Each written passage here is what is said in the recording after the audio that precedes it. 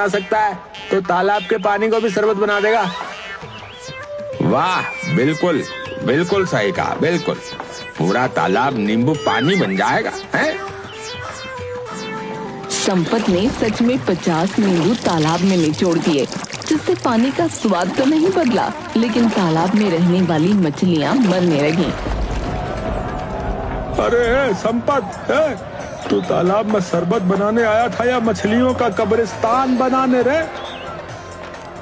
बेटा, कुछ तो दिमाग लगाया कर, है? तुझ पर जो है सबकी जिम्मेदारी है। आखिर तेरे चाचा यूं ही तो विदेश नहीं चले गए, उनका खून है तू। उन्हीं की तरह बुद्धिमानी के उपाय लगाया कर। लगता है चाचा कुछ गड़बड़ हो गई। चाचा ये देसी मछलियां को समझती नहीं है, विदेशी मछलियां तो आराम से शरबत पीती हैं। इसी बीच ललिता ताई की बेटी छबीली की शादी होने वाली थी। छबीली संपत को बहुत पसंद करती थी, पर बेचारा चुप रहता था। एक दिन जब गर्मी में ताई की बेटी को लड़के वाले देखने आए, तब ताई बोली, बेटा, इस गांव की जिम्मेदारी तेरी है। इस गर्मी में कल घर मेहमान आ रहे हैं और बिजली भी कटी हुई है। बेटा तू ही कुछ कर, बात छबीली के रिश्ते की है।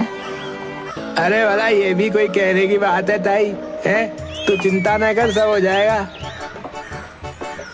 संपत ने मेहमानों की व्यवस्था गांव के मुख्यालय में कर दी और चारों तरफ मोटे पर्दे लगा दिए।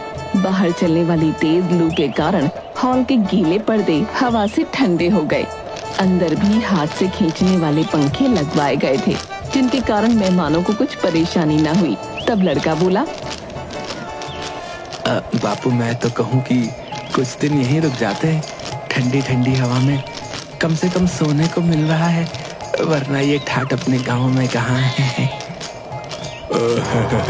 ललिता बहन, आपने तो मेरे बेटे की इतनी सेवा कर दी है कि अभी तो वो इस गांव में 1-2 दिन और रहना चाहता है। तो फिर आप 1 दिन की और व्यवस्था कर दीजिए, हम 2 दिन में चले जाएंगे, हैं? उसकी बातें सुनते ही ललिता ताई और संपत दोनों के होश उड़ गए, क्योंकि ना तो पंखा चलने वाले लड़के और ना ही मर्दों को गीला करने वाले लोग मौजूद थे। गांव में पानी की कमी थी, इसलिए किसी को भी संपत का ये आइडिया पसंद नहीं आ रहा था। कुछ घंटे की बात कहकर संपत ने सबको मनाया था, पर फिर पूरी रात ये कार्यक्रम करना खेल नहीं था।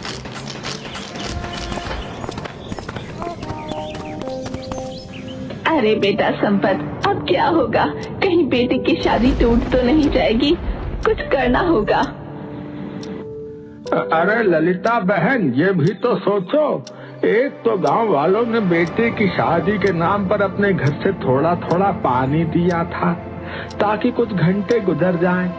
अब पूरी रात के लिए भला वो पानी कहाँ से देंगे?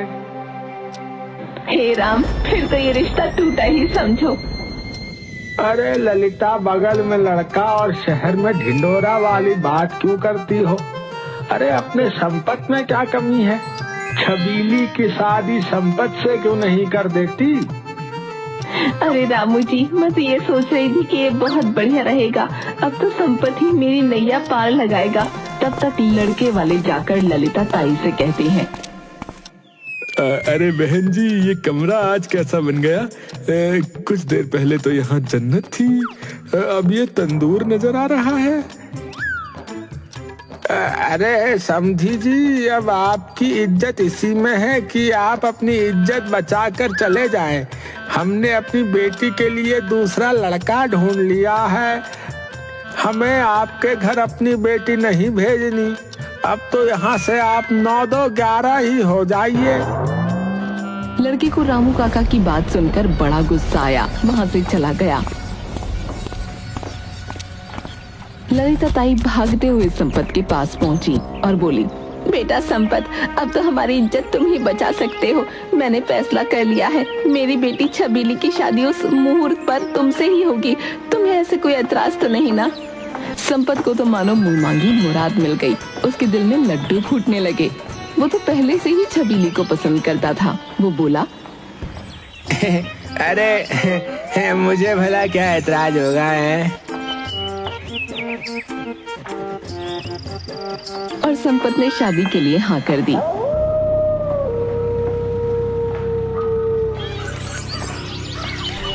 और शादी वाले दिन बारात निकलने से पहले संपत के चाचा ने माथे से पसीना पोंछते हुए गरजते हुए कहा, बारात नहीं निकलेगी, हाँ नहीं निकलेगी। रेडियो में आज दोपहर में 45 डिग्री तापमान का ऐलान हुआ है। ऐसे में निकले तो बारात में हम लोग नहीं बल्कि भुने मुर्गे पहुंचेंगे, बता रहे हैं। हाँ, पूरे गांव में हड़कंप मच गया। दूल्हा संपत चौंक गया। अरे ये क्या कह रहे हो चाचा, बारात काहे को नहीं निकलेगी? बेटा हम बारात निकालेंगे तो वापस घर आने के लायक नहीं रहेंगे। इतने गर्म तंदूर में आदमी पक जाता है, बारात तो बारबेक्यू बन जाएगी बेटा। अरे बेटा देख जरा, अभी से इतना पसीना बह रहा है, पहुँचते पहुँचते तो तेरा सेहरा भीग कर लटक जाएगा। गर्मी से राहत पाने के लिए संपत के दोस्त बबलू ने एक अनोखा उपाय सोचा। उसने एक बड़ा मिट्टी का घड़ा लिया, उसमें बर्फ डालकर एक पुराने पंखे के सामने रख दिया। हेलो चाचा, आप ठंडे हो जाओ, अब ये बना हमारा देसी कूलर, अब बारात ले चलो ना। कुछ देर राहत मिली पर नतीजा वही टाई टाई फिर। हलवाई अलग परेशान हो रहे थे। गर्मी की वजह से रसगुल्ले रस में बदल रहे थे और गुलाब जामुन सूख कर काले पड़ रहे थे। मैं तो जाऊंगा, छबीली मेरा इंतजार करती होगी। बापू बारात कैसे नहीं निकलेगी बता रहे हूँ। अरे घन चक्कर ज्यादा आशिक मत बन। हाँ, छबीली अब तक धूप में कबीली बन चुकी होगी। मैं आया बड़ा कहीं का। मुझे ही कुछ करना पड़ेगा। हाँ, तू ही बोलता है ना कि सारे गांव की जिम्मेदारी तेरी रहती है, तो इस शादी की भी जिम्मेदारी तेरी ही हुई, समझा? अब बता क्या करें? बुरा मत मानो चाचा, तो एक बात कहूँ, अगर घोड़ी को गीले कपड़े से ढक दे तो शायद वो गर्मी बर्दाश्त कर ले। संपत की बात सबको ठीक लगी। संपत को घोड़ी पर बैठाकर जैसे ही घोड़ी पर पानी डाला गया, गर्मी में परेशान पानी से भीगी घोड़ी बिदक गई और सीधा भाग निकली।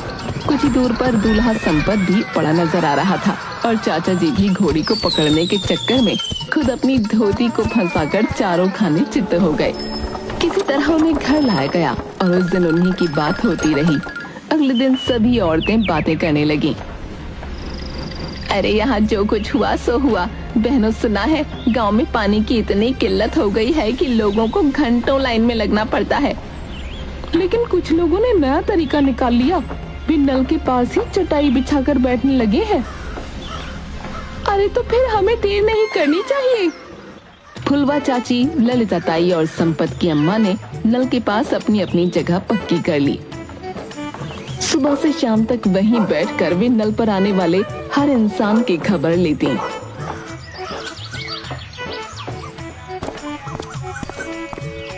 अरे ललिता, कल तूने 2 बाल्टी पानी भरा था, आज फिर आ गई। अरे चाची क्या करूं, पसीने से ज्यादा ही नहा रही हूँ। गोलू और पप्पू ने सोचा कि वे भी अपनी बारी जल्दी लेंगे। उन्होंने वहां आकर अपना तौलिया डाल दिया ताकि लगे कि उनकी जगह पक्की है।